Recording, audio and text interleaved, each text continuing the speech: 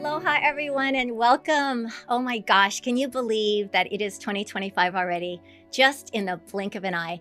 Before we get into it, I do want to thank Nolan and Jamie of Pop Creative Media because without them, the last 4 years doing it virtually could not have been possible.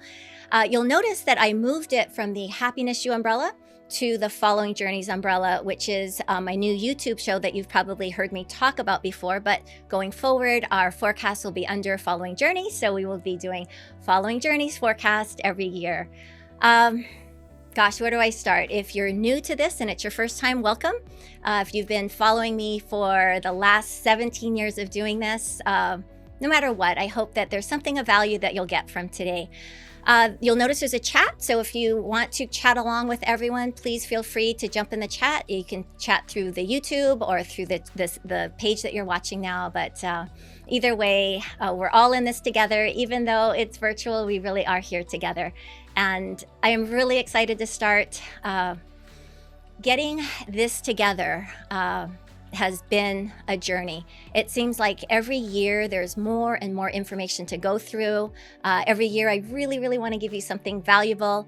Hopefully this will be a great value to you. So let's just get started on our 2025 forecast. Welcome to a mind-blowing, paradigm-shifting year. Now, I intentionally chose this. I don't know if you know where the word mind-blowing comes from. It was coined back in the 60s when people started using psychedelic drugs and they had nothing, no word to experience it except for mind-blowing. So it has to do with a mind expansion. So this year is a mind expanding experience. And why I called it a paradigm shifting year. Paradigms are patterns. And these are patterns of thoughts. Paradigms are rules that we get patterned to think by, like life is just this way. But these paradigms are shifting. So we are literally having a mind-blowing paradigm shifting year. And let me tell you more about it.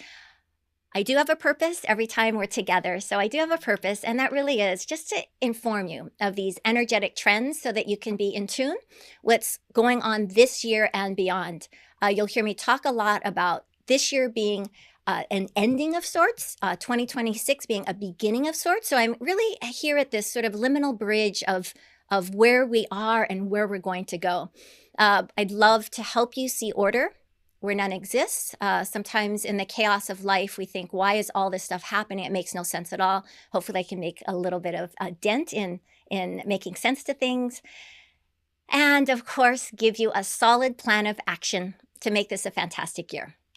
Now, we have officially stepped into the beginning of a new era.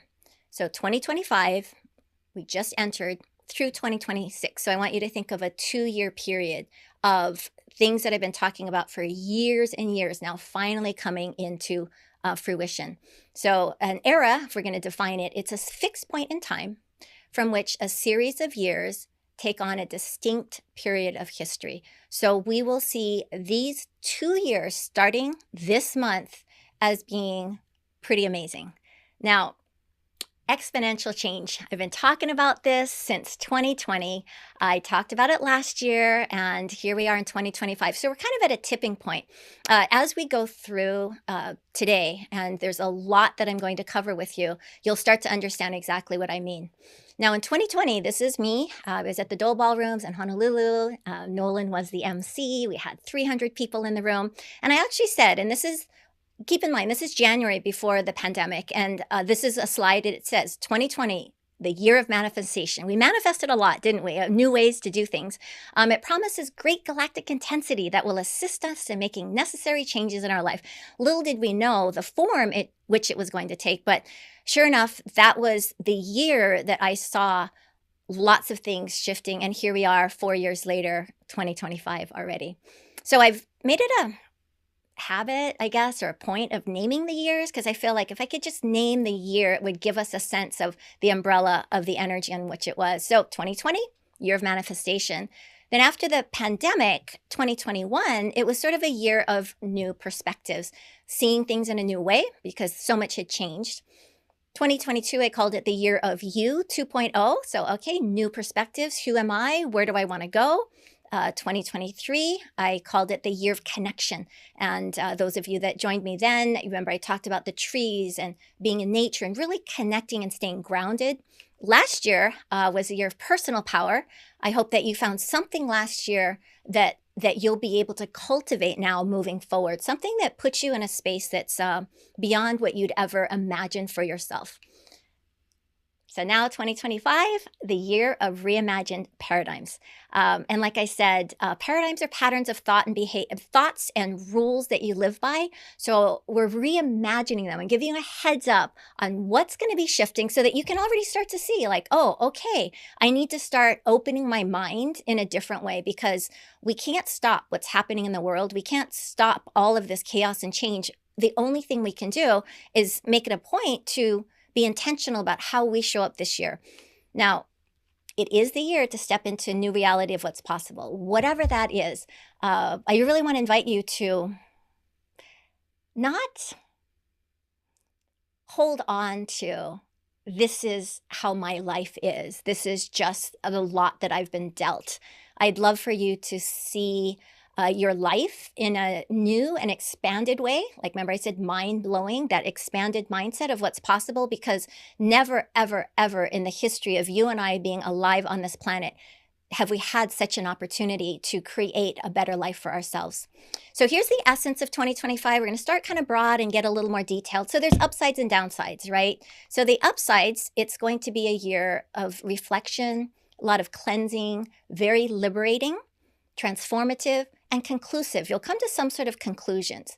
Of course, the downsides are there: chaotic, demanding, unsettling, intense, and maybe a little bittersweet. And the reason I say bittersweet, sometimes when there's an ending, you're graduating from high school, you're looking forward to college, but there's some nostalgia there, right? Or the next level. Anytime you change, anytime there's a change, there's a little bit of nostalgia that comes in.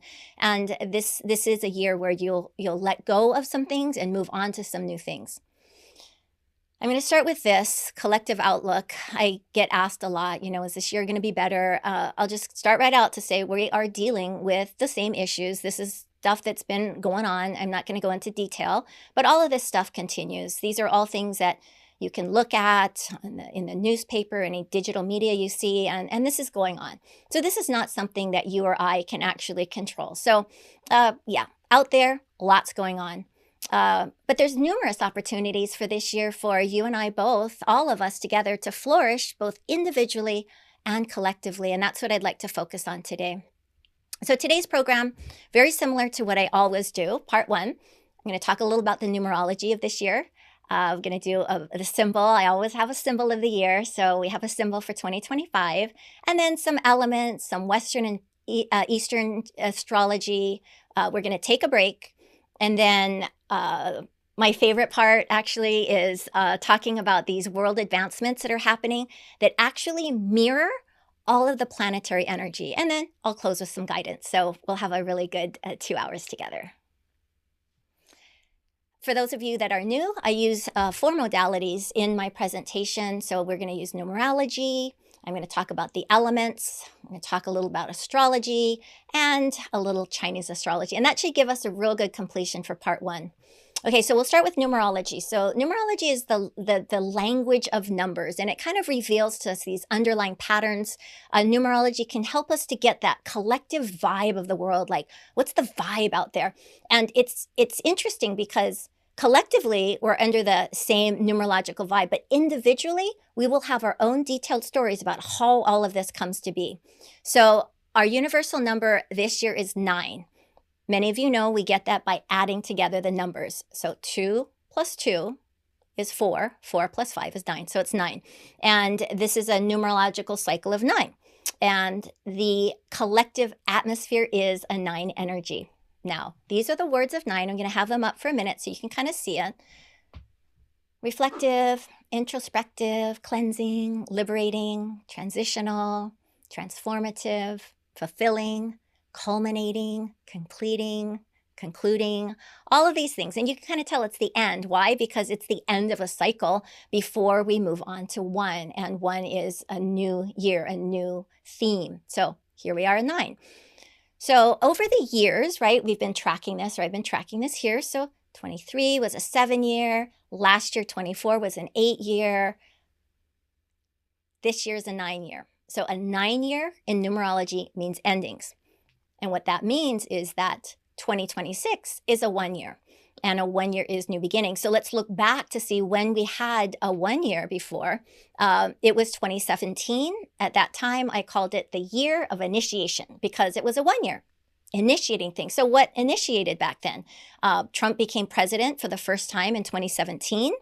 And if a 1-year is new beginnings and a 9 is about transformative or culminating endings, right? We can already see endings being planned today. So we're just going to go to the government for a bit. Like, look at all these things that are ending in a 9-year, right? So all of the things that we already know, so many things ending. And so I just want you to see the parallel to some of the numbers. There's never any mistake. The collective world events will always kind of fall in line with the energy that's showing up for the year.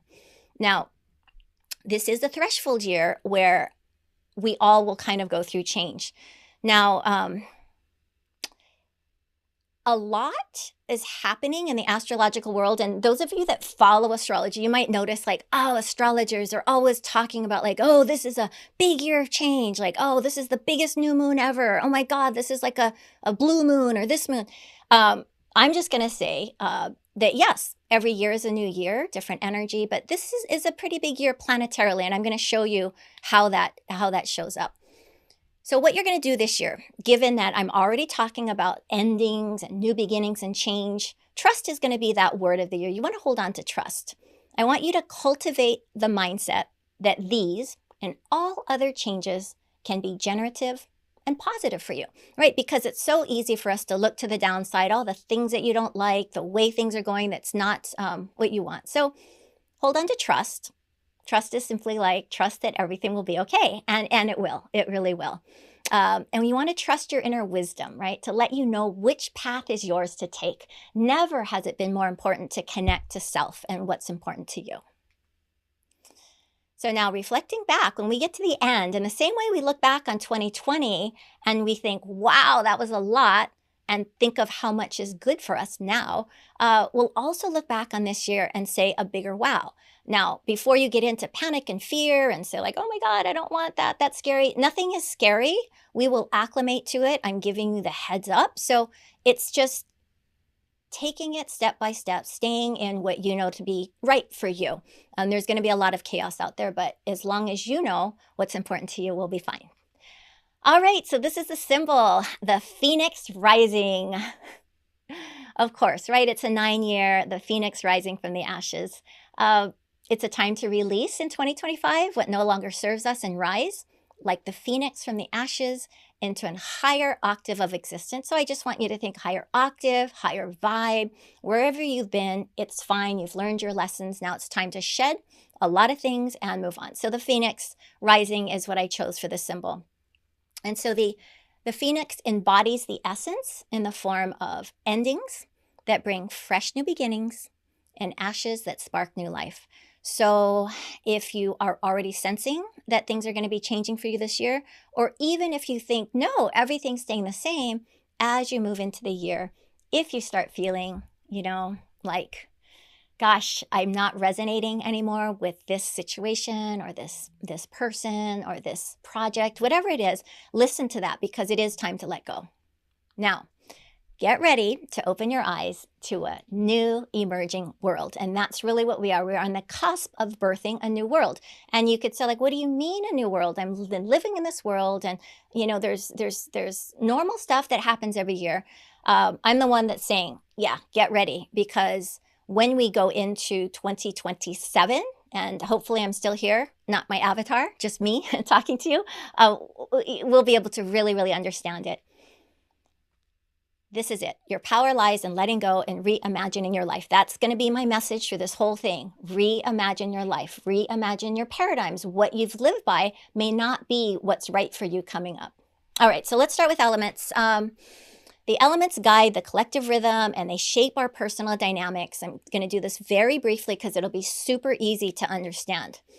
In astrology, we follow 4 elements: earth, water, fire, and air.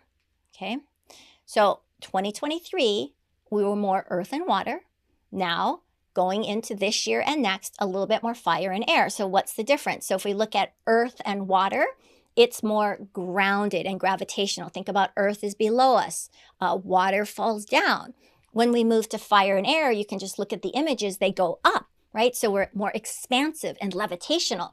Think about an airplane that's grounded, right, as it's going. And as it builds momentum, it eventually kind of comes up and starts to move. So we're at that place where the plane is just about to take off. That's sort of the elemental energy.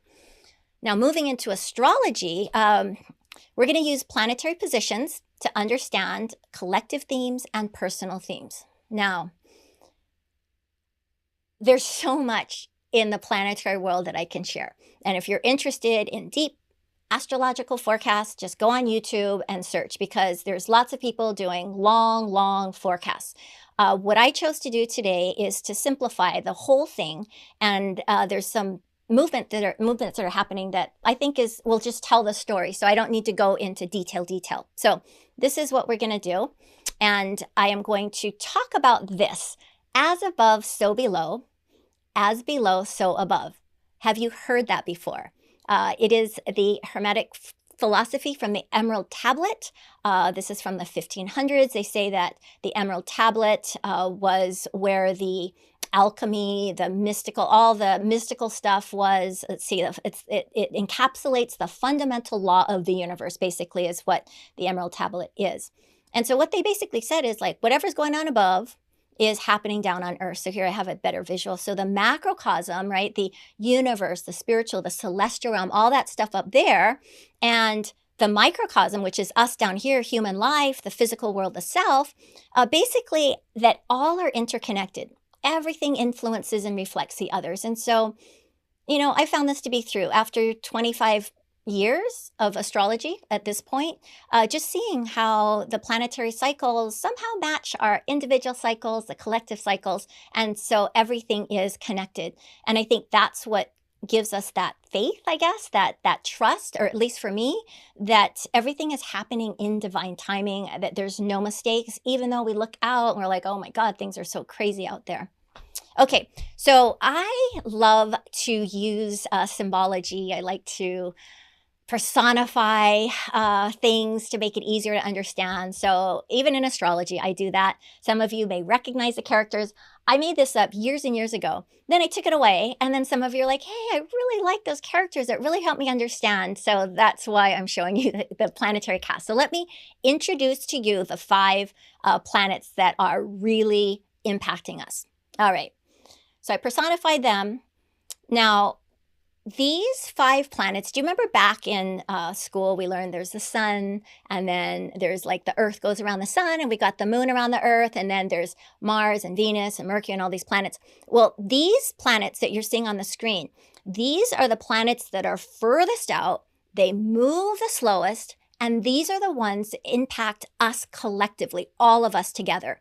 And all 5 of them are very active. So I'm going to jump into these. So let's start with the introduction. So Uranus, he's the punk rocker. He's the weirdo. He's the one that sort of stands apart from everyone else. He marches to the beat of his own drummer. So whenever he comes around, he changes stuff. Now, the way that astrology works is the planets are out there somewhere, and they're traveling through a certain section of sky, right, which is the signs, and they have a job to do. And his job is to make changes. Okay, so that's Uranus. Then Saturn, I always call him the banker. So by the way, Uranus relates to Aquarius. So any of you that are Aquarians or know Aquarians, you might recognize that aspect of uniqueness. Now, Saturn is more like that Capricorn energy. So those of you that have Capricorn sun or moon or ascendant or any kind of Capricorn, I call him the ruler. He's the one that like creates structure, accountability. These two, very different, right? All planets have a different sort of like job. Okay, so Jupiter, I call him Santa Claus. He's the agent of expansion, and he's open and opportunity, and Santa Claus gives us things. And so we love Jupiter.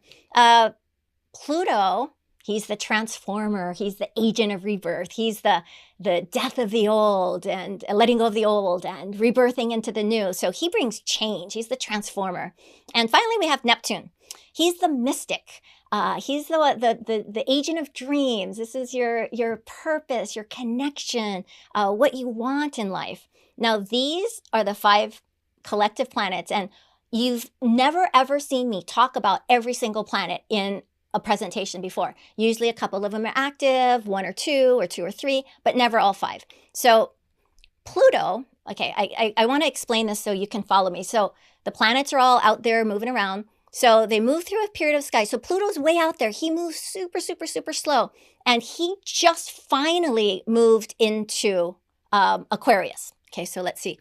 And I want you to kind of understand that all these planets are moving houses. So just as moving house or changing jobs is a big deal for us, a planet's movement into a new sign changes its focus and marks the end of one chapter and the start of another. Okay, so just to get clear, Pluto, all these planets, all 5 planets, they have a job.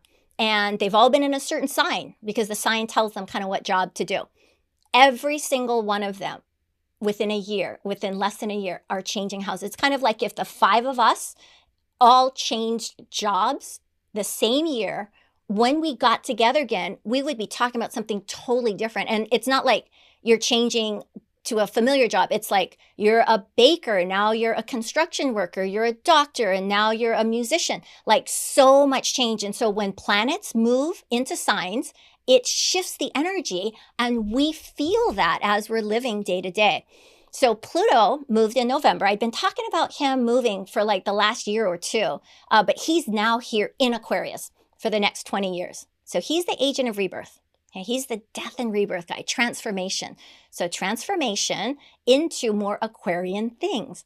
Now we can go back to say, well, what happened last time he moved? It was a long time ago. So long, long ago, when he was in Aquarius, England broke free from the Catholic Church. Then in 1776, when Pluto moved into Aquarius, we had the American Revolutionary War. So what is going to happen now to us? So changes, right? These are cycles. We just have not lived through this one yet. Now, Pluto is a big deal. He moves the slowest, and him moving signs definitely marks the end of an era. Do you guys remember the song, The Age of Aquarius? I actually played it when we were in our 2020 talk, saying we're kind of on the cusp of moving into it. Some of you might be too young to know it, but there was a song that talked about when Jupiter was in the 7th house and Mars aligned with this and that. It actually means nothing astrologically, but it was sort of talking about how we're moving into a different age. And so in case this is of interest, right? So the ages are these 2,000-year periods, and they're associated with major cultural and evolutionary advancement. And so just to give you a little background here, back in the age of Taurus, that's when the pyramids were built. So those of you who are Tauruses, you like things that are enduring. It's things that last. This is not a fast-moving energy, so we can see things built there. Then we go to the age of Aries. This is where wars, fire, expansions, and empires happened. Those of you that are Aries, you can see you like to fight for what's right and move forward on things.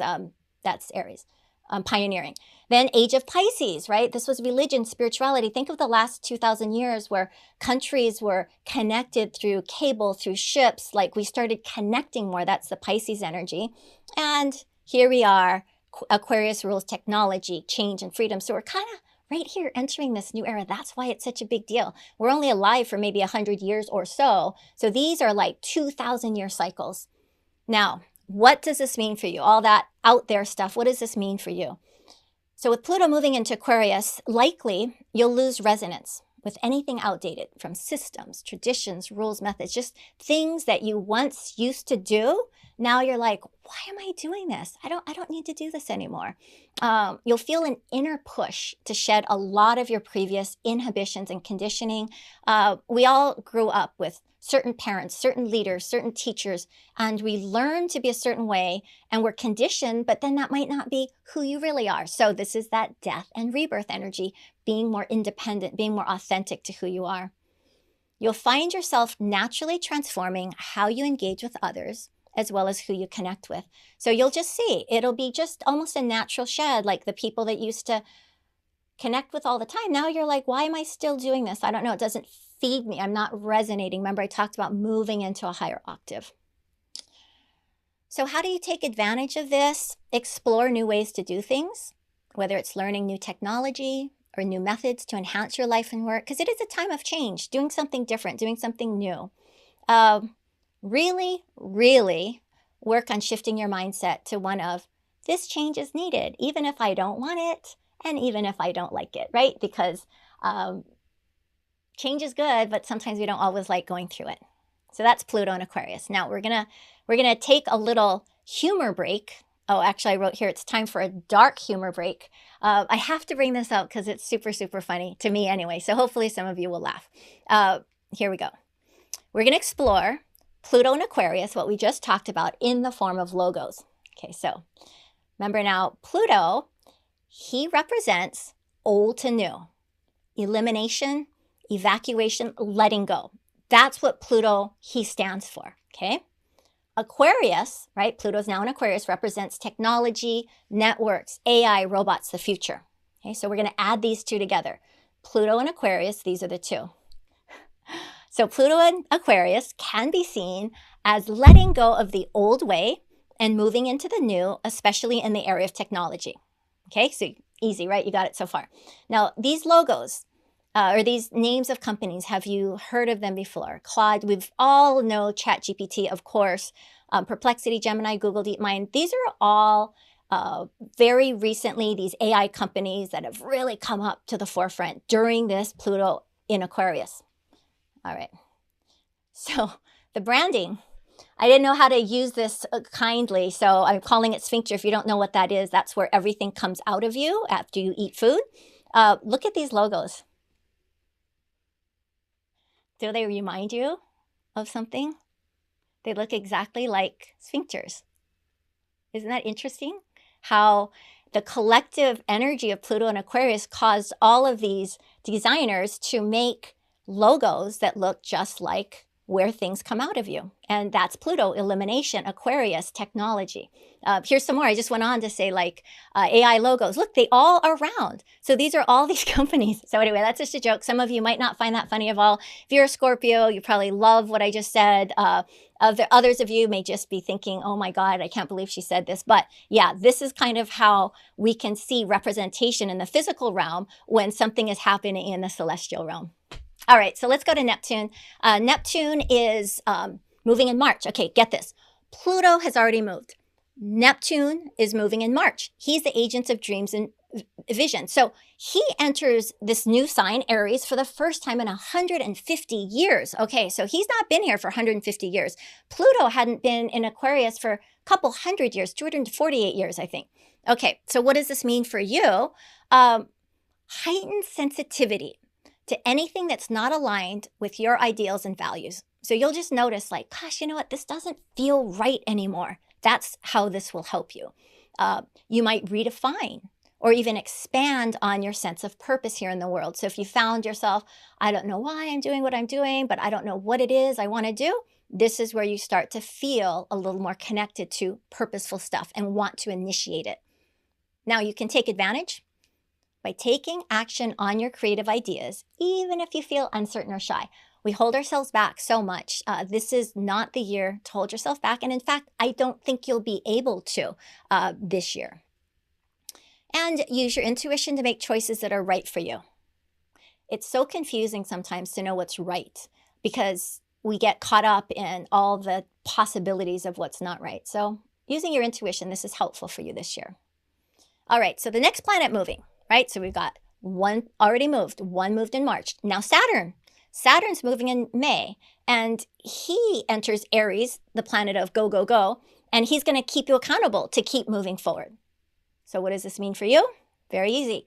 You'll more easily be able to hold yourself accountable to focus on your personal goals. Aries represents the me energy. How do I move forward? Saturn represents accountability. So you will hold yourself more accountable. Whatever it is that you wanted to do years and years ago, either A, this year you'll say, you know what, that's no longer in resonance. I don't want that as a goal. Or you know what, I still want it. I'm going to do it. So you might already be feeling some of this. Redefine your personal boundaries and be more responsible to yourself than previous years. What does that mean? That means where you previously say, oh, I feel so bad, I really should do that because it's the right thing to do for whatever reason. Now you're like, you know what? I'm responsible for my life. They're responsible for theirs. I'm going to hold my boundaries stronger. So that's where this will be helpful. And now, how do you take advantage? Two things. Pace yourself, honoring your limits. You are human. You have only so much you can do in a day, right? Don't set unrealistic expectations.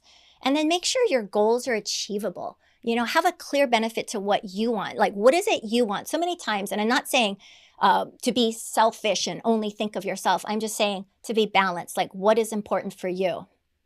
Okay. All right. Okay, so all these planets are moving, right? This is a big deal. So now Jupiter is moving in June. So we've got like March and whatever month I just said, and then now Jupiter. So Jupiter, we love Jupiter. Jupiter is Santa Claus, agent of expansion. So okay, this is good news. He moves from one sign to another halfway through the year.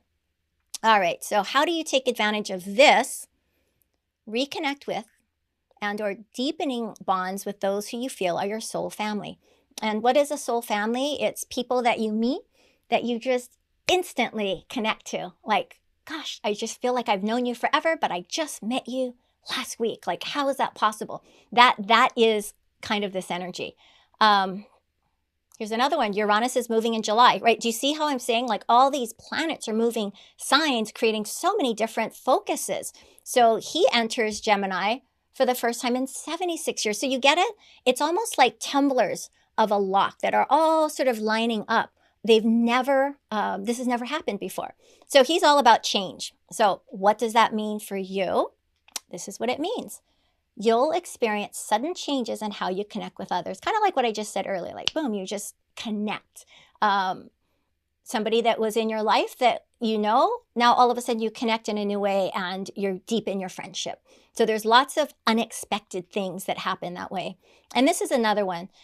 You'll find a new network or tribe of people that you really resonate with, because that's all where it's at. Like we use that word a lot. I don't resonate. I don't feel the vibe. I feel out of my element. This is all going to be like your tuner. And that's why I'm saying pay attention to what's going on inside you. You'll have multiple opportunities to break free from personal, outdated thought patterns or beliefs. This is great, right? This is all good news. There could be a lot of craziness going on in the world, but this is what you focus on. You being you, I think, is the message here. And sometimes we don't know who we are because other people have been telling us who we need to be. All right, so how do you take advantage of this? Embracing adaptability in the way you process and respond to sudden changes. I get it. Change is not easy. We don't know what's coming up. But just set the intention, like right now, I will be adaptable to all that's coming up. I mean, it's like if you keep telling yourself, oh, I hate change, you know, I hate sudden change, you're just going to hate it more. So whatever you resist, persists. So just say, okay, lots of changes coming up. This is what I've heard. This is what I understand. I'll embrace it. Just setting that. Being open, this is a big one, versus being judgmental or resistant of every change or action that you disagree with. You just waste your own energy, right? When we're judging, when we say, oh, I don't like this, all of that. I hear conversations like that so much. You can't really change it. Focus on yourself. What do you want? How do you want to serve yourself, your community, each other? And everyone is going to be doing their own thing. You know, I mean, other people might think you're weird too for why you do what you do. And finally, for this slide, opening your mind to others' perspectives to expand your understanding of the world. So instead of just shutting down, just be curious, be open. Like, gosh, there's people that think this way. There's people that do those things. And then you make your choice. Okay.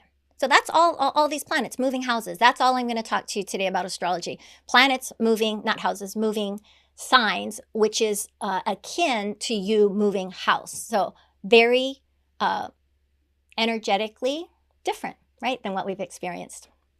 So moving forward, prepare to be utterly shocked at the scope of change in all areas of your life. It will surpass even the bigger transformative shifts of the past few years. Now, I know just by saying that, some of you are like, oh no, what do you mean utterly shocked at the scope of change? It's not going to happen in one fell swoop. We have months ahead of us. And this is not just this year. I'm going to say over the next 2 years, moving, even edging into the 3rd year. So this is not going to be so bad because I'm already letting you know. It's almost like you've never been to that foreign country before and I'm telling you all about it. So when you get there, you kind of know what to expect. It's not that big of a deal, but this is what's happening. And so here I'm going to just close with predictions, and we have some Chinese astrology, but very simple this year. Things you already know, right? Government and technology, these two forces will drive paradigm shifts unlike anything we've experienced. It will reshape the way we live and interact. No surprise, right? Financial and economic reformation. This is no surprise. We're already seeing it, right? I'm not telling you anything you don't know. New era of financial and economic systems will begin, making significant and lasting changes. So let's see how that shows up if that's of interest to you.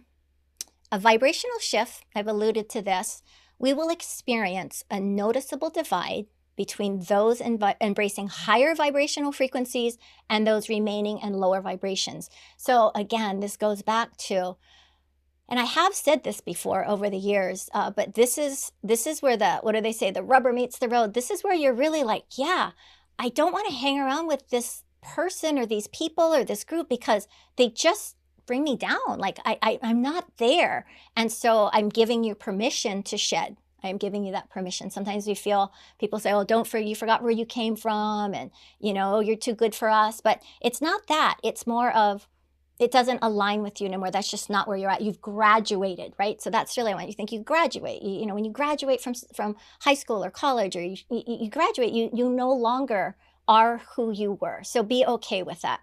And then the final thing, chaos and clarity. Collective chaos intensifies. Okay, that's going to happen. We will each go through our own personal phases of clarity and turmoil to find our new octave. So this is us, all of us, like, oh my gosh, I don't know, and now I know. So we're kind of fine-tuning ourselves to get there. So really what I'm saying is we really are on the cusp of a great shift. And when we're on a cusp, you don't really see what that's going to be. But by me sharing in advance, I think it will be very helpful.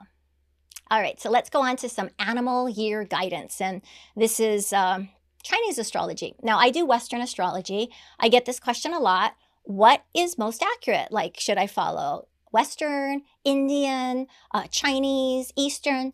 What do I always say? I always say there's so many ways to climb the same mountain. We're all going to get the same thing. So for those of you that are interested, I did put this in. This is 2025, the year of the wood snake. January 29th is the lunar calendar beginning. We follow the Gregorian calendar, the sun. This is the moon calendar. Now, shed your skin and evolve. That's kind of what I've been saying. Pluto, transformation, letting go. That's what snakes do. They shed their skin. So here, the snake. A snake here rewards those who think ahead. So here I am, helping you think ahead. Here. Known for its stealthiness and wisdom, the snake supports you in moving with purpose and precision. So again, as long as you know where you're going, you're fine. Just like be the snake. Shed what you no longer need so you can evolve towards whatever it is that's important to you. The snake is grounded and pragmatic, so keep the course as synchronicities will align with your path. A snake doesn't like fly around and get freaked out. It just keeps moving forward. So that's the theme that you want to embrace. And everything you need will come into where you are. You don't need to go find it. That's the snake. And what do you do in a snake year? This is it. Play the long game. Strategize and strike only when the timing is right. So don't try to force things. Everything will happen in divine timing. The wood snake year encourages you to rise strategically, even when chaos is swirling around you. So the snake advice really does kind of match some of the things that I've been sharing as I talked about the planets. All right, so basically what I'm saying, which I think you get what I'm saying, is our understanding of this world and our place in it will take us through unfathomable shifts. And it is not scary unless you start thinking it's going to be scary. It's simply the world that we live in now. There are changes. So if you're going to focus on one thing this year, like if all I said just goes right through your head, you're going to focus on one thing, trust. Just trust. Trust that where we are is for a reason, and the things that are happening are in divine order, even if at times it doesn't feel like it. Just hold on to trust as you're going through. That's sometimes what we need, because when we get to the other side and we look back, we're like, oh my gosh, totally get it now. Totally understand. Hold on to trust. All right. So we're going to take a break in just a moment. But before we take a break, I do want to talk a little bit about following journeys. You've probably heard me talk about it a lot. It's a show on YouTube. We follow the journeys of business leaders and entrepreneurs through the lens of their astrological chart. It's a show that we have debuted the first 4 episodes. The rest of season 1 will be coming up very soon. We've already started filming season 2. This is me giving an in-depth reading to the guest, and at the end of the show, following up 6 to 8 months later to see if what I forecasted actually happened, and if so, in what form. So it's our way of kind of making astrology more accessible, demystified a bit, just understanding that it's not some hocus pocus thing, that there's actually cycles that we live by, and we're tracking them in this show. All right, so we are going to take a break now. I think we're taking, oh gosh, let's take a, like how long? Like a 7-minute break? Let's take a 7-minute break.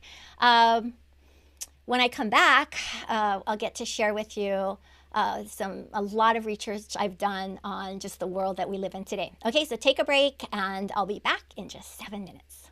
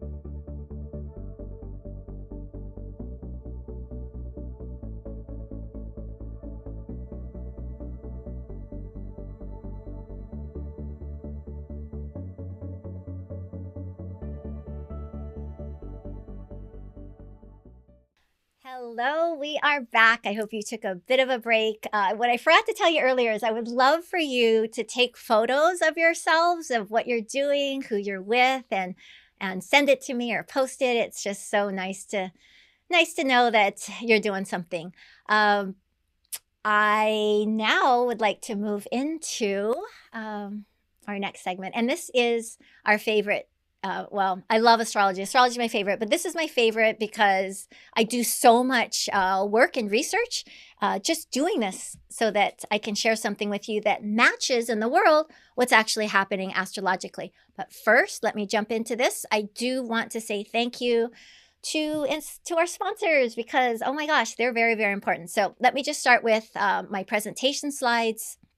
Corey and Yancey have a company called Empowered Presentations, and they make incredible presentations.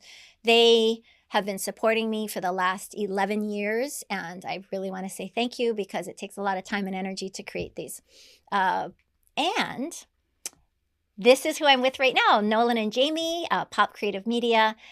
They have been supporting me since the pandemic because in 2020, when all of that stuff went down and we couldn't do any live stuff, they kind of picked this up and said, let's do a virtual broadcast. And we've been doing it ever since. This is actually our 4th year of doing it, although we've done something in between. So I think this is like our 5th year. So I'm really, really grateful to them. I don't know if you know this, but I would love to share with you that they have a show called Here in Hawaii, and their website is hereinhawaiitv.com. They have one whole season. These are interviews of local people, local stories, and I was just sharing with Nolan and Jamie during the break that this is where it's at with all of this technology that I'm going to be sharing. The more we get into this sort of digital and unseen realm, the more we need these human connections. We need stories to connect us to what is human. So I was just sharing, this is so timely. This is exactly what we need, connection, human connection. So please watch their shows. I'm hoping they're going to have a season 2, but season 1 is all on their website here. So thank you to Nolan and Jamie for helping out always. Okay. The year of reimagined paradigms. Now, I shared with you what a paradigm is. It's a set of rules that you live by until you live by a different set of rules. And these are patterns that can be changed. And I call it reimagined because I want you to reimagine what's possible. Hopefully by the end of this, you'll sort of understand this. I need to start with this. You guys know who Cassandra of Troy is. You probably know Helen of Troy. She brought down the Troy. Well, Cassandra was in that same time zone, and she was known as the person that could see the future. She was like the I don't know what the word is, but she's the prophetess of the future. And she would be telling people, and she actually saw that Helen would not be good. Like she was going to bring down Troy, but nobody would listen to her. So anyway, I bring this up, and there's a picture of a broken record because I feel like sometimes I'm a broken record. I'm saying the same thing year after year, but I'm trying to tell you like it's coming. And that's what Cassandra did. And there's actually an asteroid in astrology, Cassandra, and I probably have that somewhere very prominent in my chart. I feel like I'm always telling you the same thing. Okay, so this is the truth, right? Life has been accelerating. I mean, all of a sudden, here we are 2025, and literally, where did 2024 go? I want you to go with me. I'm going to take you on a journey of where we were to where we're going. Okay, so let's start with what was physical has become digital. So here's some examples. We used to go to bookstores. Now there's digital libraries. In-person meetings. Now we can do Zoom and Teams. Brick and mortar shopping to Amazon and other online retailers. From cash and checks to now Venmo and PayPal. From in-person learning to virtual classrooms, right? So what used to be physical now is digital. Physical is lower, slower, digital is faster. Now, let's go to this one. Where there was a middleman, we now go direct. From record labels and agents to SoundCloud and beyond. From travel agents, where you had to call a travel agent to travel, now we just go do it ourselves. Orbitz, Travelocity. From network TV to independent media, I mean, if you've seen the stats on network TV, even CNN at its most watched episode is like 500,000 viewers. You go to Joe Rogan, 11 million viewers. I mean, independent media is there's nobody telling us that we go to where we want. From retailers to direct to consumer, right? Now we can get stuff a lot cheaper. We go straight from publishing houses and agents to self-publishing, right? So now no more middlemen. Faster, right? So I'm trying to build this thing. Everything is getting faster. What was slow has become instantaneous. So from snail mail, waiting for a week to get something, now emails and texting, instantaneous. We used to have to wait for TV shows. Now it's just on demand. From newspapers to digital media. I mean, even before you'd have to get up, go out to your porch, get the newspaper and come in. Now you just pick up your phone and you can read it. From writing checks to Venmo and PayPal, from in-person doctor visits to teledoc and 98.6, there's all these ways you can instantly connect. So I want you to think of time like a treadmill, okay? Time is like a treadmill. In the past, we were walking slowly.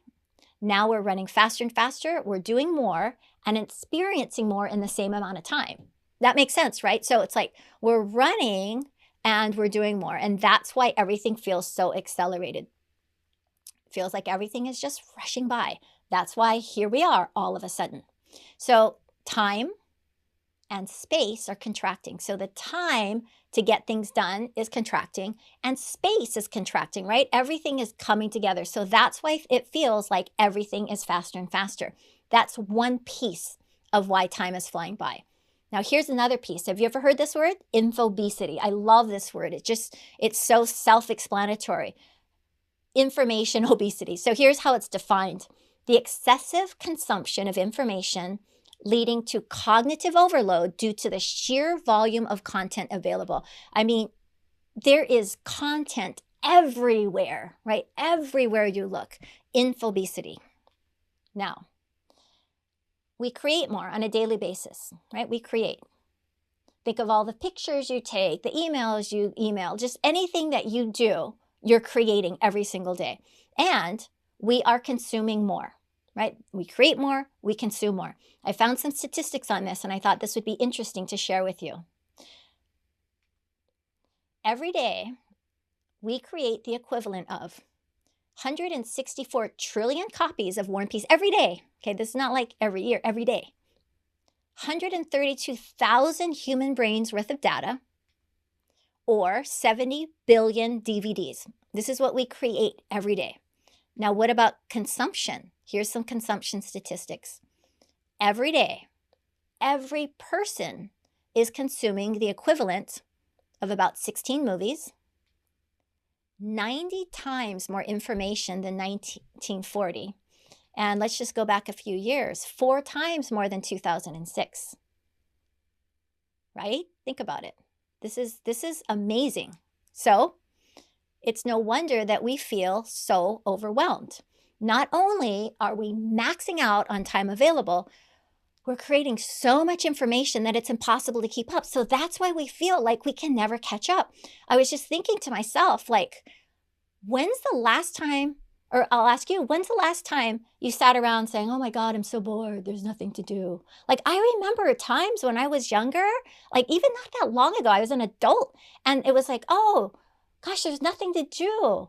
Like the house is clean, like where should we go? Should we go to the mall? Like it was like, there's time. And now, I don't know if you feel that way, and I'm guessing you do, because I've talked to people that are retired and they still feel like there's not enough time. So it's just, there's all this information, things are accelerating. So we're feeling like we're always behind. So again, exponential change is happening. Started talking about it in 2020, and there's Cassandra of Troy. I feel like I'm saying the same thing over and over again because I talked about this even in 2017. I went back to some slides. 2017, I started talking about 2025 and 2026. 2020, we had the pandemic. Last year, 2024, we're at the tipping point. 2025, like I said, numerologically, we're at the end and we're moving into a new beginning. Now, Again, I've been calling this the exponential era because things are moving so quickly. It is one of the fastest paced, most change-filled times in human history, unlike any other era we've lived through. So it is an exciting time to be alive if you believe or you're open to the idea that our soul has a choice as to when to come to Earth. You literally chose to be here at this time to go through all of this. People that don't want to go through it, they're exiting the planet quite rapidly, I would say. So if you're here, you are here because you really want to be here. Now, it's difficult to understand exponential because we live and think linearly. It's hard to imagine how all of a sudden change can come in an unexpected way and so quickly, right? Because we turn 1 year. Like anything we do is linear. We fill up gas, it's linear. Like so many things are linear. We can't just, we walk 10 steps to get 10 steps further. So we think linearly. Here's some exponential stuff. It's kind of fun to talk about this. So think of these things. Matcha latte, yoga studios, Croc shoes, plant-based milk. There was a time when me being a vegetarian would be like, do you have soy milk? And it'd be like, oh, I think we have some back in the back and it's all smelly because nobody does it. Now there's oat milk, almond milk, coconut milk. There's all these different kinds of milks, avocado toast and pickleball. I don't know, 2 years ago, I'd never even heard that word. Now everybody is playing pickleball. So these are things that didn't seem to exist and then all of a sudden they're everywhere. So that's kind of it. One more example. I want you to imagine a pond. Okay, so if a pond has one lily pad that duplicates itself every day and the whole pond gets covered on the 48th day. Okay, so there's one lily pad in a pond and then every lily pad duplicates itself and then on the 40th day, it's all full. This is the question. On which day will the pond be covered? Half the pond be covered. On which day will half the pond be covered? Thinking. You're right. The day before. Yes. So in 2025, we are metaphorically at day 47. Half the lily pond is covered. We wake up the next day, the whole lily pond is covered. That's 2026. We'll be at day 48, an all new era here before we know it. So I'm Cassandra of Troy telling you this is coming. At this point, it's undeniable. So what is driving all of this exponential growth and change? Something's driving it. So let's start with this. Geopolitical chaos, deglobalization is shifting the world landscape, right? All of this global stuff that's going on. We'll see what happens in the next 2 to 3 years this year. That's shifting. New leadership and governance, we know that. Tomorrow starts a new leadership. And this is my love. Disruptive technology such as AI impacting every single aspect of life. So these are things that are causing all of this change. Now, that's why I've been calling these years the exponential era. So I know you get it. I know I'm being Cassandra or like a broken record, but at one point I won't be able to say it anymore. So probably just another year. After this, I'll probably have another year of this, and then we'll be talking about something completely different. So this is it. Next level inventions. I'm not going to read all of this. I put in blue what I covered. I will just tell you, every single year, because of the infobesity, it takes me longer and longer to create this. It takes so much longer than it did 10 years ago. Like, there's just so much to go through. So what I decided to focus on are things that actually impact us as human beings a little more. There's so much, so much going on. But all of these things that are being invented now are impacting all of this, all of these areas of life. So every single area of life, you will find impact from all of these next level inventions. So obviously, can't go into all of that. But what I do want to say is this, and I said this in 2020, change can take years before it happens all at once. So think about an earthquake. Long before the earth erupts, the tectonic plates are moving. I'm telling you today about the tectonic plates that are moving because all of a sudden that lily pad will be full.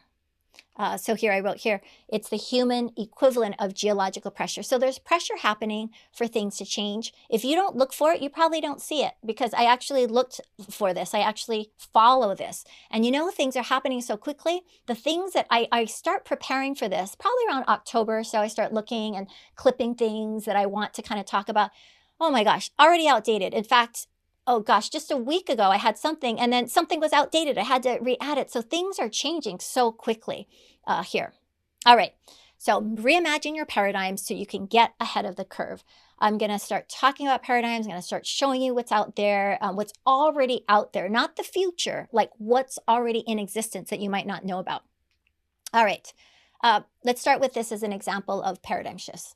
2008, not that long ago, right? Blockbuster had over 9,000 stores and was valued at $5 billion. I was one of them. I would go to the Blockbuster store, get the latest movie. Sometimes you get to go home and watch it. Now, in 2008, Blockbuster was like king, right? But look, 2010, 2 years later, Blockbuster is down to one store in 2 years. Now, in 2008, Netflix, streaming platforms, HBO, all of that was there. Online streaming was there. So had Blockbuster seen this and said, this is the next wave of the future, they could have gotten bored. But no, this is like, we get stuck in a paradigm of what people do. What people do on weekends is they go and they get these DVDs. So this is just an example. So here's some statistics that I found. You'll notice on all of my slides on the bottom, I have my source. You will be able to watch this again and again since you've purchased the ticket to be here, and you can research all of this, and I'll have all of the timelines, all of that available to you. And then also I wanted to say that all of these images you're seeing, these ones I did create from AI, basically told AI what I wanted and it would make it. So anyway, retail shutdown statistics. Retailers have announced more than 7,100 store closures in 2024. I gave this statistic last year. It's 69% higher. So the stores that are closing, things like CVS Health, like you used to go down to the store, to the drugstore and buy something. Now you just go on Amazon, it's delivered to you. You're saving time, right? Time and space are contracting. So lots more retail shutdowns.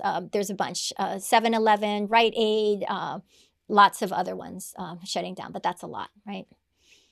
Here, how about this? You guys heard of Chegg? It is an educational company that's just a snapshot of their website. What they do is for students, like they're really well known.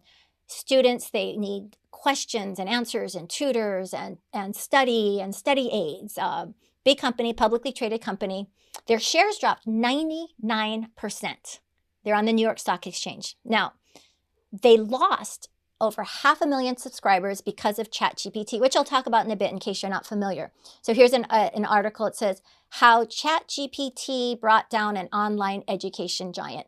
Chegg stock is down 99%, and students looking for homework are defecting to ChatGPT. So here is literally an example of what's happening. Authors, here's another one. AI tutors are reshaping higher education.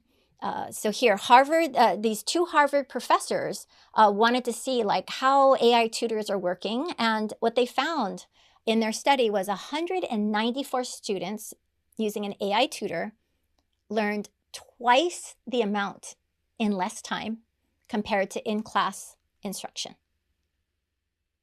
Amazing, right? Because an AI tutor can meet you where you're at. You can ask questions. It's a whole different way of learning. So this is a change that's coming up. We're about to see another shift due to autonomous cars. Some of you have told me that you've ridden in one in San Francisco. So these are cars that are driverless cars. Currently, there are over 8 million active Lyft and Uber drivers. So how are Uber and Lyft drivers going to be infected? Well, Waymo is the company that has these autonomous cars, and they're doing great. They have driven 25 million miles to date in Phoenix and San Francisco. They outperform human drivers in safety. Well, they just expanded to Los Angeles. So I was reading some of the news on this.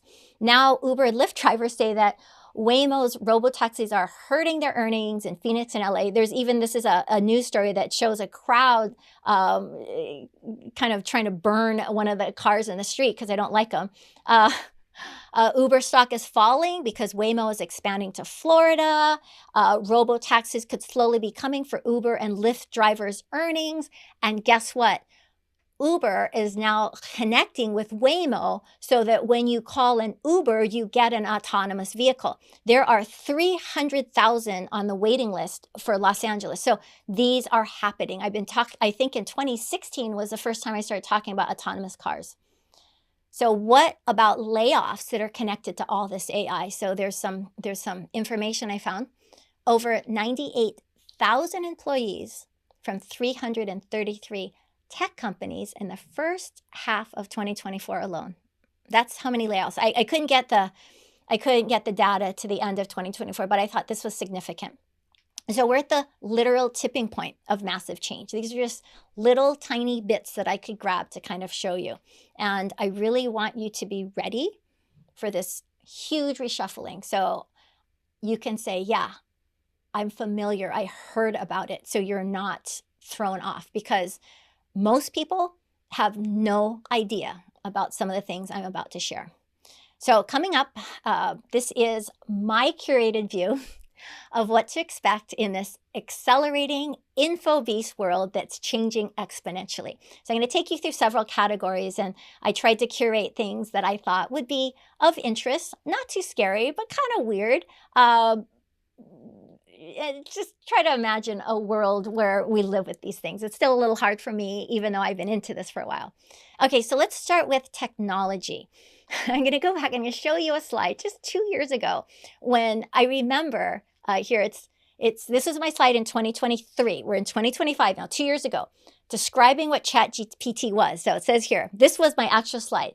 I said, hey, there's something called ChatGPT. I didn't even know what GPT was. I didn't even know what a language model was. I actually didn't even know what OpenAI was, but this big thing came out in December. So in January when I did the talk, and all I said was, it's this thing where you ask questions and you get answers. Wow. Okay, so what is ChatGPT? Just for those of you who are not too familiar with this word LLM is a big deal. So an LLM, so you see this picture, this is to represent the largest library in the world, all the information that could possibly exist. So when it's in a system, it's called a large language model, and an LLM is like ChatGPT 4. That, you know, everyone's heard of ChatGPT. So it's where you ask questions and you get answers from all over. And yes, there's all that stuff about it not being accurate. It's getting much, much better now. But anyway, LLMs, just so you understand, because I'm going to base what I'm saying moving forward on this. So LLMs understand and generate human-like text. They can respond to questions, write, create, and mimic the way humans communicate. So very helpful if you're using it. Now, let me give you some statistics.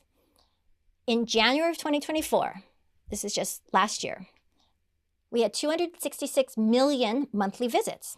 That's a lot, right? That's a lot.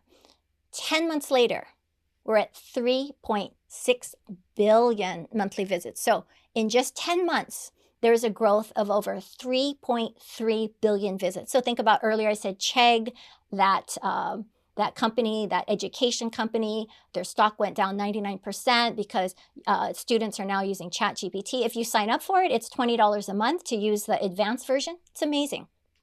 This is how fast things are moving. Every 8 minutes, a new paper was published about AI. Somebody had some new thing. 8 minutes, 8 minutes. A major new LLM was announced every 38 hours. So every day and a half, a new LLM. So ChatGPT is an LLM. It's just one that we've heard of. You might use Claude, you might use Sonnet. Like there's other ones that you may use, but this is how prolific it is. And get this, a derivative model was announced every 4.3 minutes. What's a derivative model? It's like you are an attorney. So you go to the derivative model that specializes in legal information. Your doctor, there's a special, so anything specialized that gets more real estate, any industry has like a derivative model. But this is how fast it's happening. I mean, and this has been happening, actually, the data was very similar in 2024 and 2023. So this is how fast it's going. And actually, I'm sorry, it should say 2024 AI data generation, because this is what was happened this past year. Okay, so I'm going to talk about agents. It's not the kind of agents that you might think, like secret spies or real estate brokers. 2025, it's the year of agent. So let me explain what an AI agent is. So first, we're going to go back to ChatGPT is an AI assistant, right? It's an assistant. It requires constant human input. They don't act on their own. I ask a question, it responds. I want to know about X, it tells me Y, right? So it's just this interaction. Now, agents go beyond assistants. So what agents are going to be able to do is execute tasks independently. So you're like, wait, what do you mean? Like, what does that mean? Okay, here's some examples. So simple examples.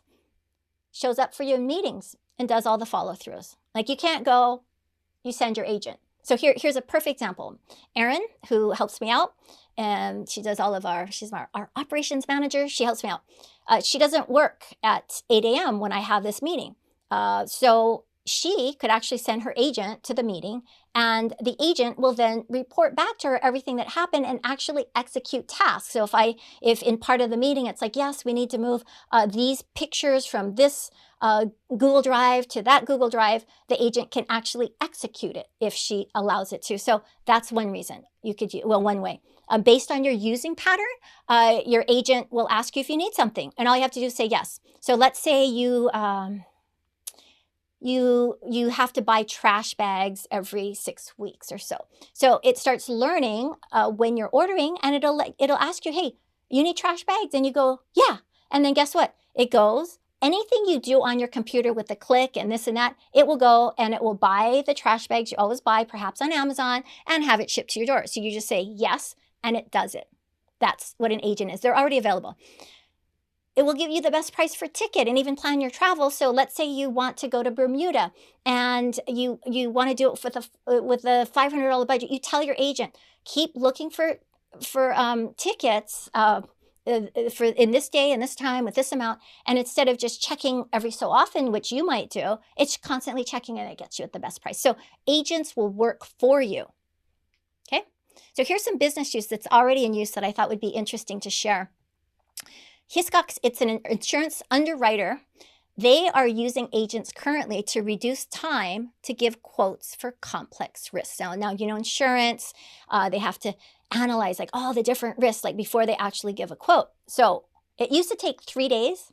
Now it takes 3 minutes, because the agent does all the work. You tell the agent, go do all these different things, go look in this and look in that and look in that, and come back and find the best rate, and and then all of a sudden in 3 minutes you have your answer. Like, that's happening now.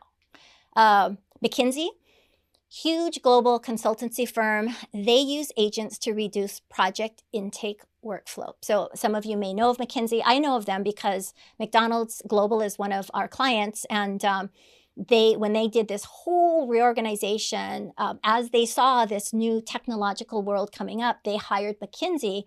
McDonald's is a multi-billion-dollar company, so McKinsey helped them to completely restructure that's what I heard anyway, that restructure everything. Anyway, guess what? It used to take 20 days to create a workflow. Now it takes 2 days. So can you see how agents can be so helpful? Let's go on to this. So the world's top most valuable companies right now in the world. So if you live in 2025, you probably have heard of NVIDIA. They are a $3 trillion company, 30,000 employees. Number 2 right now in the world is Microsoft, also valued at $3 trillion, 200,000 employees. And Google, 2.1 trillion, 160,000 employees. So why do I tell you this? If you joined us last year, you heard me talk about NVIDIA a lot, and I talked about this man, Jensen Huang. He was considered Time's most influential people. Anyway, he runs NVIDIA. And this is about agents. I was listening to an interview on agents. When he's asked if he's using agents, this is what he says. Now, NVIDIA makes AI chips. They are the top in the world. If it wasn't for their chips, the things that AI is doing would not be possible. Okay, so they're huge. So he says, our cybersecurity system today can't run without our own agents. We have AI agents helping us design our chips. And he goes on to say, these 3 chips, the most recent ones, would not even be possible if it wasn't for agents. We have the ability and opportunity to explore the technology ourselves. I'm hoping that NVIDIA someday will be a 50,000 employee company with 100 million AI assistants. AIs will recruit other AIs to solve problems, and so we'll be just one big, large employee base, some of them digital and some biological. Sounds weird, right? But these agents can do things for you. So how does that look in your life? So for you, so I'm talking about all these big companies that actually does not connect to you, but how are you going to be able to enjoy this? Well, imagine a world where you will never have to manage a subscription, pay a bill, schedule a doctor's appointment, make a restaurant reservation, or complete any other tedious online tasks. You will simply instruct your AI agent to do so on your behalf. Mind-blowing, right? Yeah. So here, what they can do for you. They will help you navigate our accelerating world, freeing you to focus on what matters, your relationships, your interests, and your well-being. It sounds really good, and it's inevitable because AI agents for personal use will become as commonplace as smartphones are today. And let's go back to smartphones before 2007.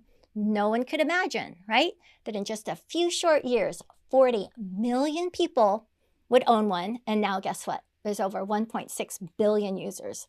So even things like apps, I remember at one point, not even knowing what an app was. Like, what's an app? Right now, we use apps for everything, right? So this is the curve. Like, there's new stuff coming out. So AI agents, be on the lookout for those. Where are we headed? All right, so we talked about AI, right? We know that AI is artificial intelligence. And AI is that, as we know it, like with these chat GPTs, these LLMs, all these things, it's called narrow AI. It only can do certain things. It's good at this, or this AI is good at that. So what the next thing is we're looking at, you might have heard this before, AGI. This stands for Artificial General Intelligence. So what AGI is, it's where the system or the AI that can understand, it can learn, it can apply knowledge just like humans. So like how we are, all the things that we can do. AGI is when a robot or a system can do everything humans do. So this is something that AI people that are into it are kind of looking like, when are we going to reach AGI? And there's so many different opinions on it. But there's this one guy, Alan Thompson. He's a PhD in all of this. He's a world expert, and his insights are considered the gold standard for information. So I follow him a lot. And in December of 2024, he always gives these very conservative countdowns. He says it's at 88%. So whether it's 2025, whether it's 2026, we're on the way to these types of digital systems becoming as smart as humans. Bill Gates said that when AGI comes, everyone will live like a billionaire. So you're like, what do you mean? That doesn't even make sense. But here's just some reasons why I think he said that. We'll have 24/7 personalized medical insights, right? Because the AI will be able to know so much about our own body, our human body. Personal assistance to manage your life, like the AI agents I was talking about. Quality legal advice, right? Right now, it's expensive, right, to have an attorney. Next level financial advice. All this can help you. Customized learning, private tutor, whatever you want to learn.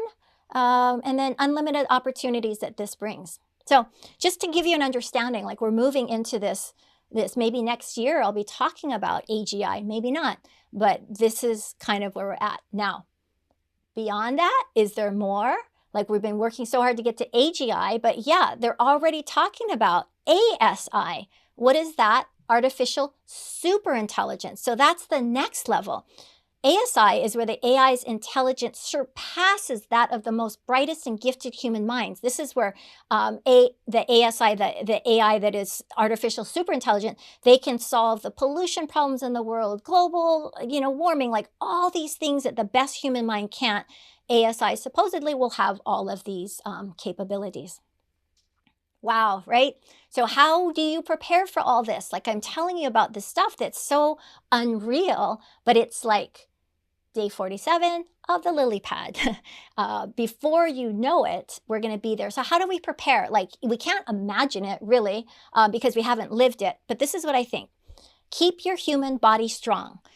Take care of your body. Like we are human beings of the earth. Like we have a resonance which matches the earth. Like we are human beings. So keep your body strong, whatever that means. Eat well, exercise. Really, really keep your body strong. Enjoy your interests. These are human things. Like, what do you love doing? Enjoy those things. Spend time with real people. Just spend time with real people because that's what makes us human. And then keep informed. Like, don't put your head in the sand and be like, I don't want all this change. Just keep informed because this is happening. How can it possibly be of benefit to you? Even if you personally are not into using these tools, that's okay. Somebody near you will be, and they'll be able to help you. You can just have a person help you manage your agent so you don't have to figure out how to use AI agents. So don't worry about anything. Just be informed like, wow, this is actually happening. Okay, next, I'm going to talk about this. 2025, it's the year of humanoid robots. Now, look at this picture.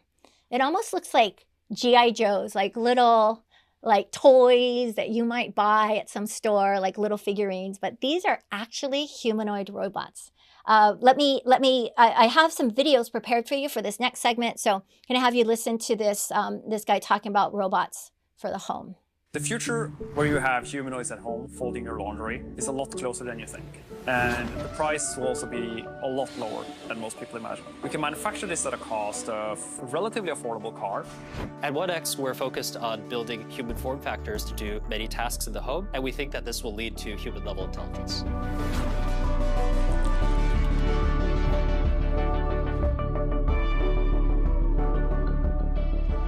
For the first episode of Year 2 of S3, we're getting an exclusive look at 1X Technology's new robot, Neo. And here is another one. And this is one that, I was talking about something that came out in October of last year, which is really cool. And then just about a week or 2 weeks ago, this one came out, Engine AI. So watch this one. Shenzhen-based startup Engine AI has just announced that their highly anticipated humanoid robot, the PM01, is officially on sale. Yes, you heard it right.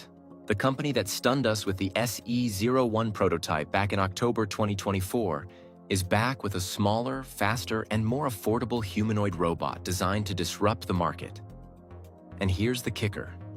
The PM01 is priced at just 88,000 RMB, or around 12,000 USD. That's a jaw-dropping price for what it offers. This robot can actually help you do chores at home. You just need to show it how to clean your toilet. I think it needs about 4 to 6 demonstrations. It can talk, which means it can remind you of things. Like this is available now. Like for $12,000, you can have a robot in your home. So here I have it. PM01 is affordable. It's available now.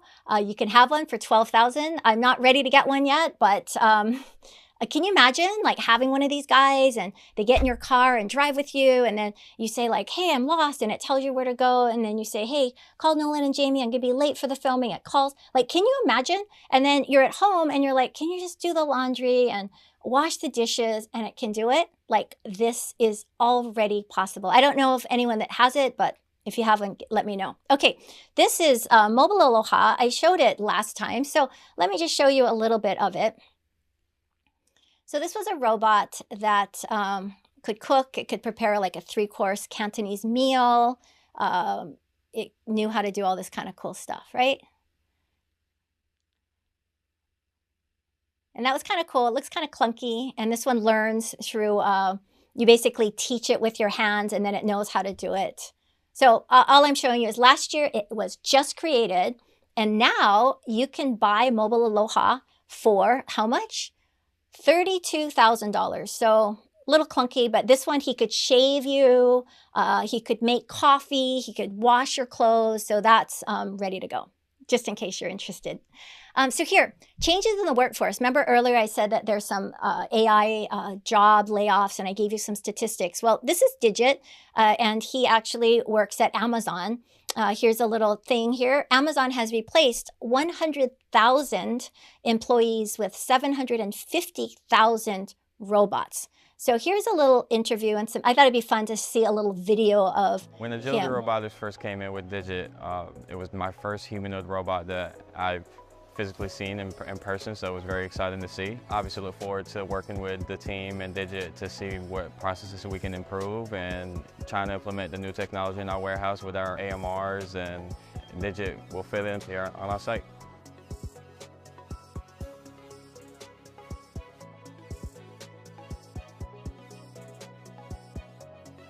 Kind of weird, right?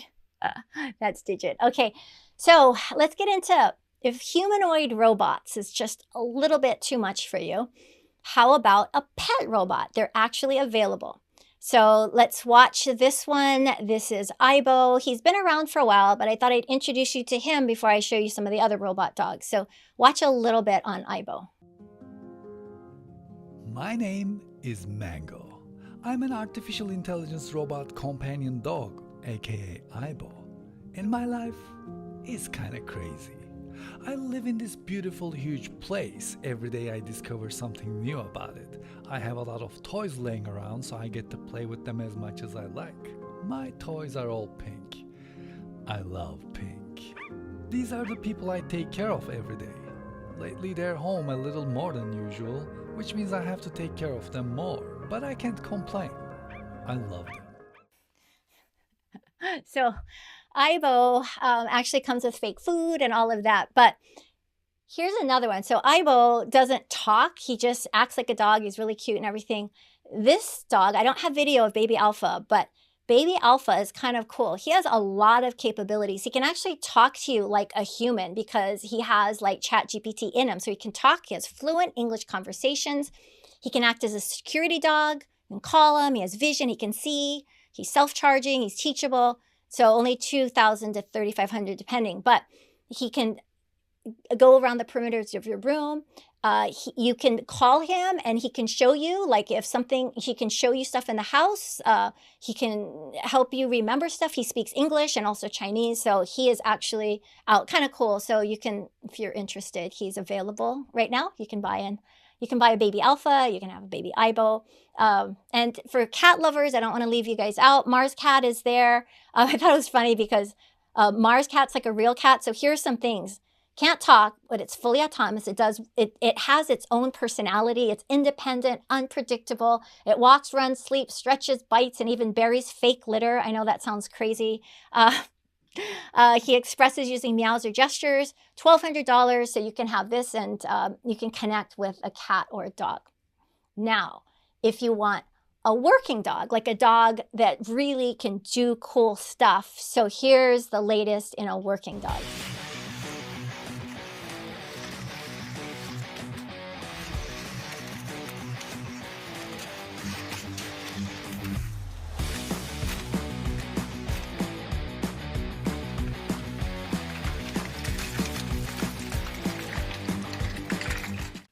Oh my God. So he is available for $99,000 a lot. So these guys are not pet dogs, obviously. These are ones that can go into like war zones or danger zones and move product in. So they're very hardy. But oh my God, just to see that thing flip around, it's like amazing, right? Unbelievable.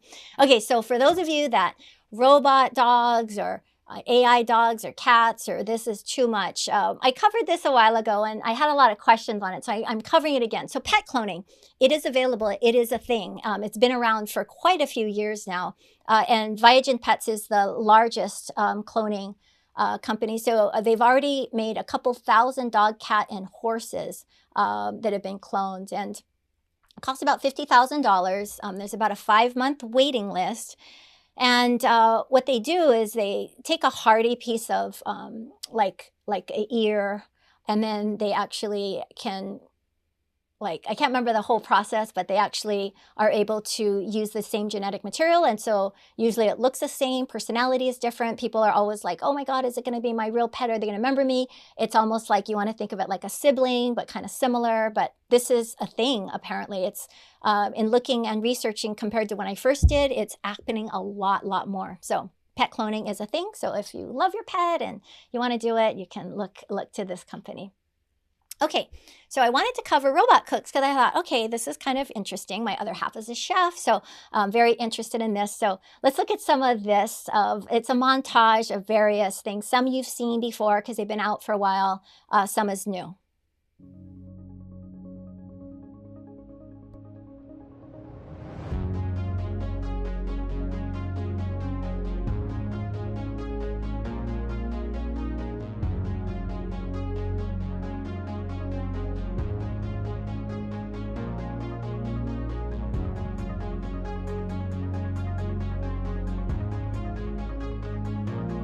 A USCA is the world's first robotic chef that can cook eggs, created for the Millennium Hotels and Resorts chain in Singapore. The robot was developed by the startup Curva Automation, with support from the Singapore Productivity Center to help address labor shortages in hotels and restaurants. This autonomous robot can prepare omelets or fried eggs, using a robotic arm to add oil, crack the eggs, and cook them to perfection. Guests simply place a plate on the robot's platform and select their preferred style of egg preparation. Future plans include expanding the robot's capabilities to cook other types of egg dishes. Notably, AUSCA allows hotels to handle staff shortages more efficiently while adding an interactive element to the service experience. Here is the humanoid robot Eve, which thanks to artificial intelligence not only listens to and understands people, but also performs various complex tasks including cooking. The robotics company 1X has demonstrated significant progress in the field by introducing its humanoid robot named Eve. This robot can now execute long sequences of tasks using natural language voice commands, which marks an important milestone in the industry. Kind of crazy, right? Kind of crazy. There's more, these AI robots can also look at the ingredients you have and create something from it. It can create recipes. It's just a whole nother world. And given the shortages in the food and service industry, maybe it's helpful. Okay, healthcare, there's a lot out there. I just found this one to be particularly interesting because I think it's helpful to us. This woman, she was legally blind. And what I thought was interesting about this was they made a digital twin of her eyes, and the AI simulated over 2,000 potential laser treatments in an hour. And it suggested one solution for her, and it was applied. And now Linda has sharper vision than the average person. This is such a cool way to use AI. And the cost was just for the surgery. It wasn't for all this AI stuff. So the medical technology that's coming up because of AI can be really life-changing. And I thought that was like one thing that was interesting. Let's jump into productivity. So there's a company that I found called Pickle AI. And this is actually me. I'm going to show this to you. This is actually me, the real Alice, actually performing this. But Pickle AI is $28 a month, and you can be casual on virtual calls. So here's an image of a man. That's the real man on his meeting. And he's talking, it's him talking, but this is how he actually shows up, looking like that. So you could be like in your grungiest wear, just be like all blah, and then you can show up like that. All you do is you record, I think they give you a script, like a 3-minute video. You read this video on your computer, you give it to them, and then they create your clone. And when you go to Zoom, all you do when it says choose camera, you just choose the clone, and then you don't have to look good. You can talk and just be the clone. So that's kind of what's coming up.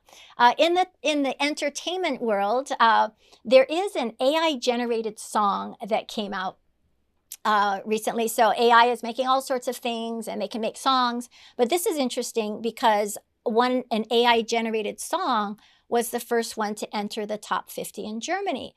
And already it has 1.8 million YouTube views, 3.5 million streams on Spotify, and number 3 on global viral charts. So it's like an AI song is now on the charts, which is kind of crazy. So it's a German song, and you can hear it here.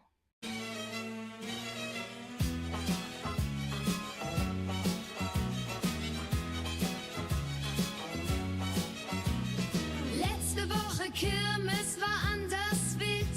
Ich hab mit den Chayas am Autoscooter gechillt. Da hab ich. So anyway, just wanted to hear a few seconds of that, but that's an AI-generated song. It's not a girl that's singing. It's generated, and it's made the charts.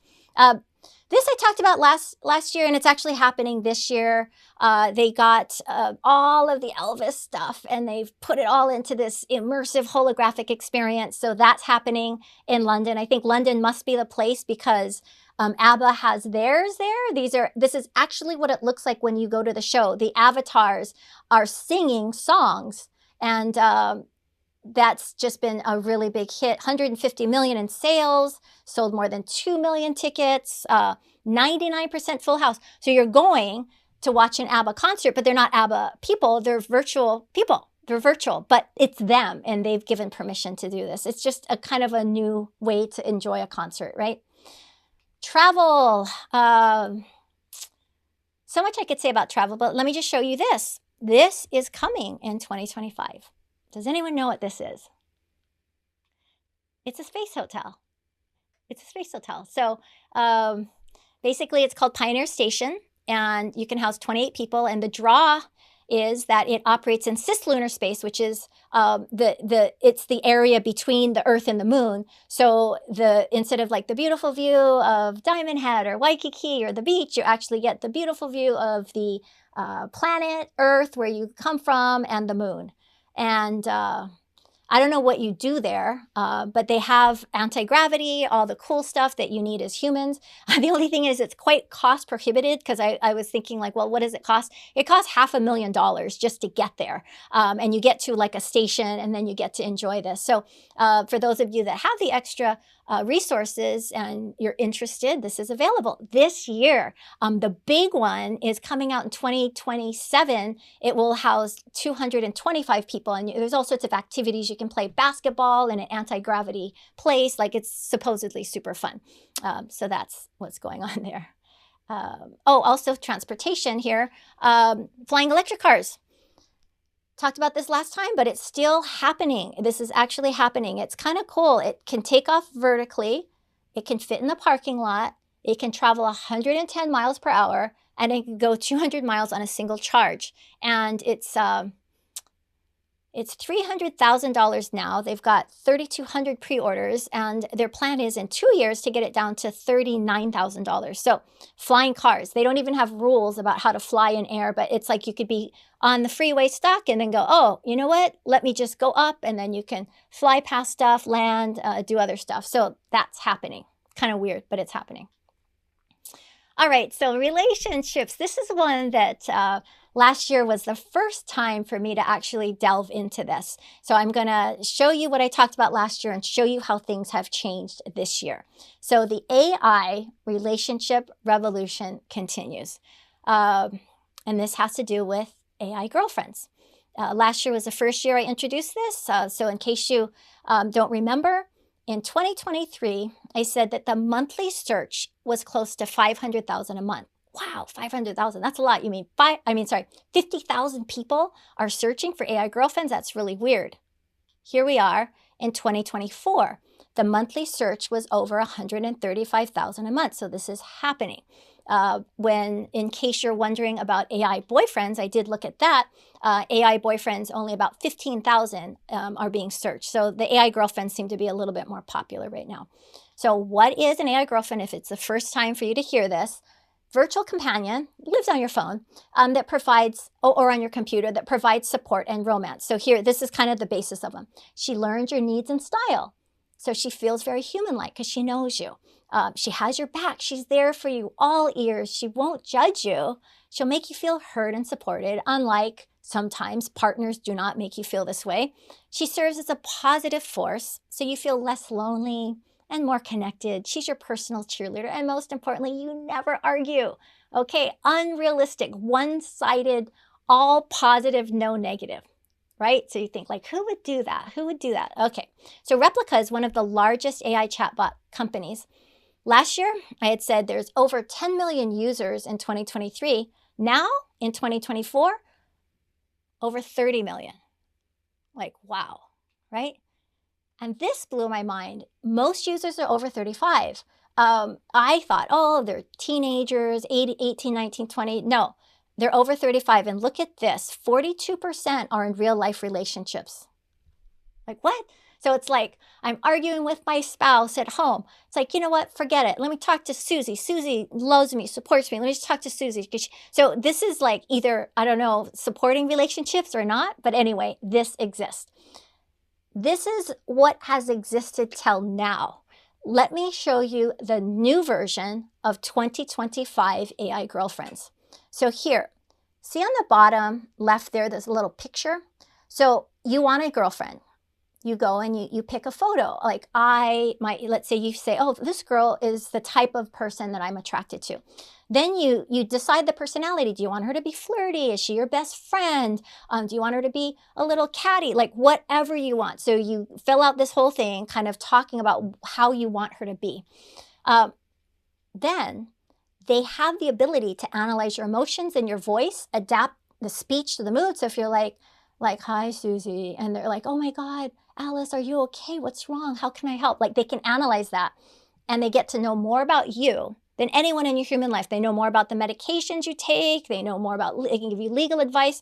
So this is it. Now, the video you're going to watch comes just from a picture. So you get a picture, you fill out the questionnaire, and you can get someone like her. You know, sometimes nothing happens and sometimes everything happens all at once and you just got to deal with it. And it's also just strange to both be extremely worried about different things and have your anxiety levels like peak to the highest they've ever been. And wow.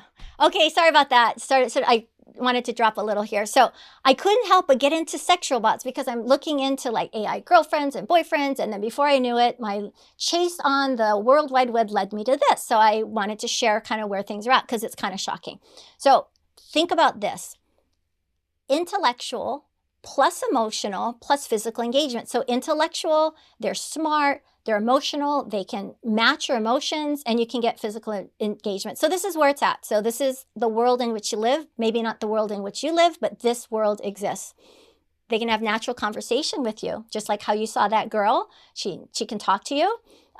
They can recognize your emotions and respond perfectly. So here's this person that you can talk to warmly.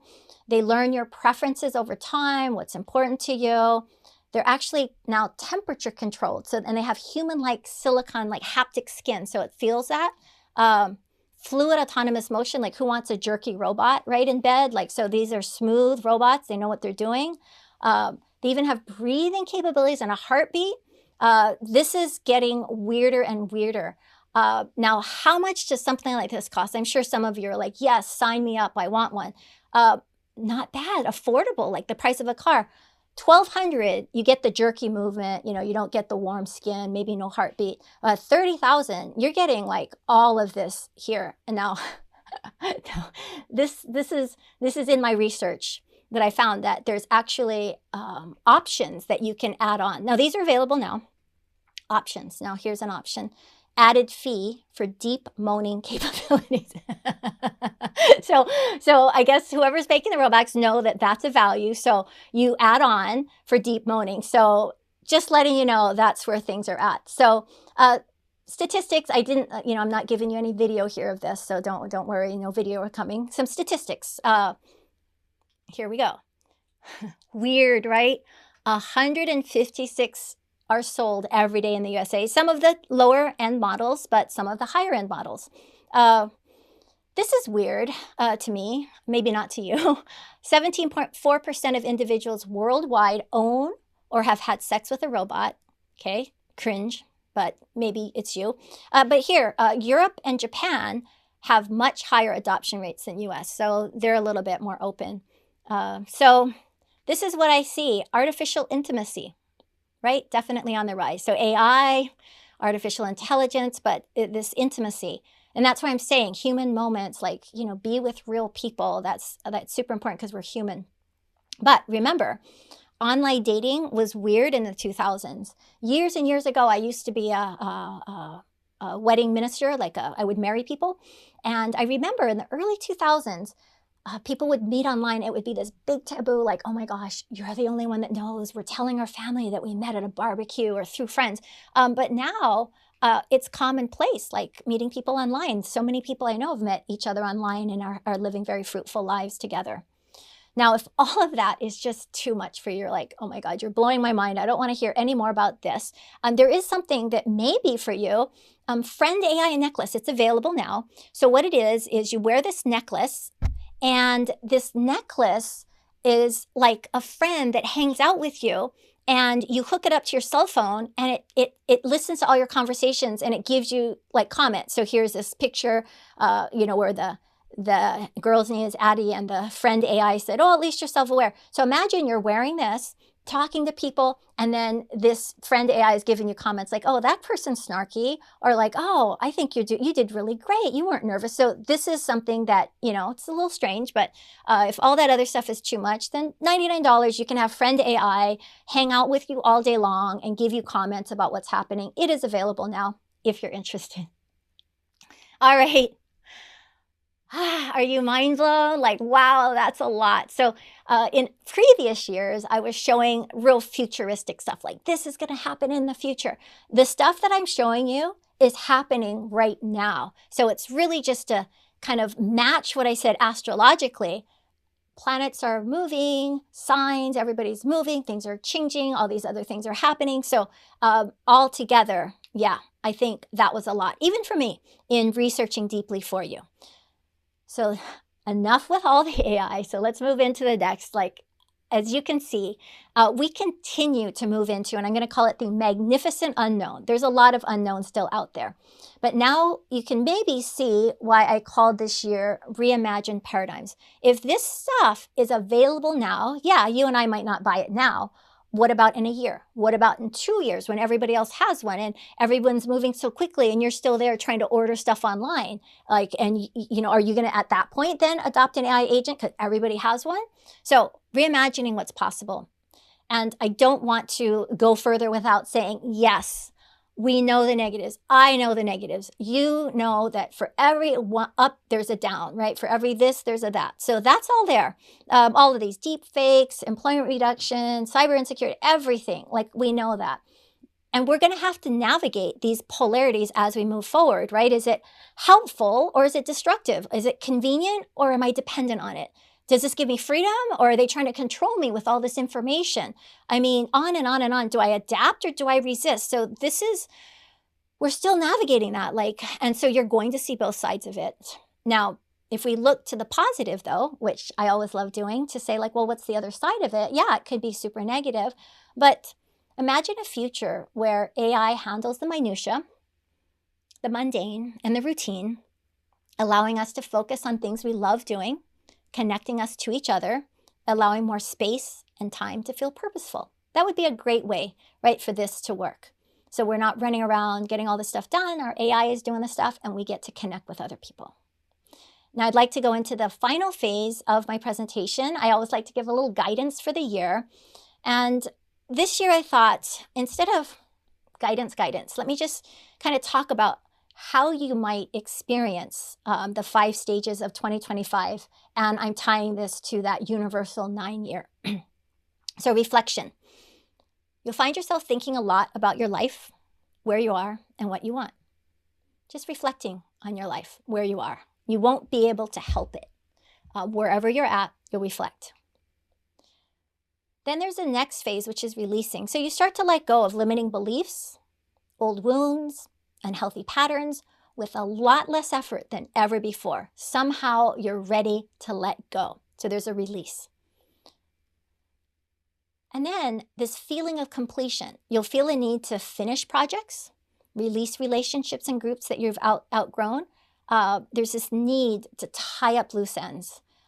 Let go of that dream of going back to college now that you're 60 and realize like, no, that's not you. You'd rather focus on something else. It doesn't matter, but you'll start to kind of tie up loose ends in your life. Integration is the next phase.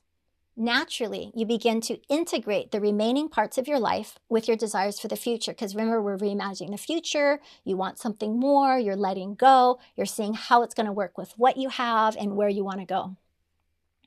And transcendence, the end of the year, you'll find yourself standing on a metaphoric bridge between what was and what will be.